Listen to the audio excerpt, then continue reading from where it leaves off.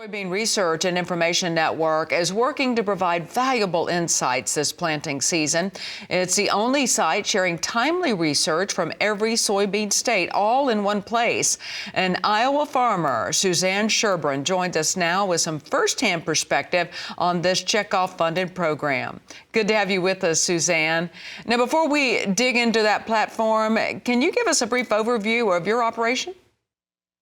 Well, my husband and I farm in northeast Iowa. We raise soybeans and corn. We farm along with my mom and dad and one of our sons we're bringing into the operation. Love that it's a family operation there. Now, give us some background on the Soybean Research Information Network and what all that entails. Certainly. The SRIN is a website that was created to share with farmers results from research that is housed in the National Soybean Checkoff Research Database. The site highlights state soybean research programs, profiles soybean researchers, and even hosts a YouTube channel for educational videos and farmer perspectives on production challenges.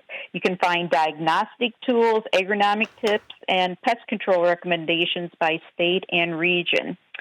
I can research through studies by state or by research category, from the latest insect, disease, and weed control advice to soil fertility recs to in-season regional agronomic updates. I mean, you can find it all on this website.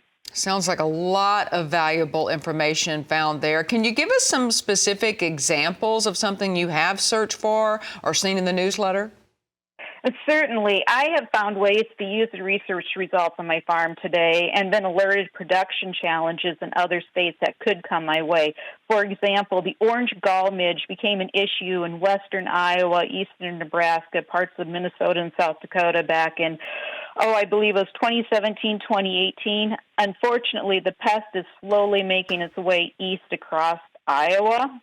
If or when that reaches northeast Iowa, I'll have a better idea on how to handle the midge because of the continuing information on SRIN.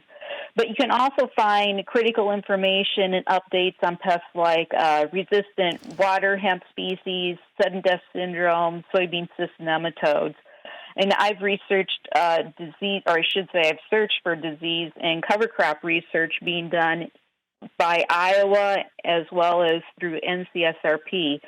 The bottom line is SRIN can put you in a better position to take on the challenges to be a better soybean producer. And that's what it's all about. That's Suzanne Shirbroun with the Iowa Soybean Association. Good to have you with us today. And stay tuned as we'll visit with an Illinois farmer in our next half hour to learn how the program has helped him prepare for this growing season.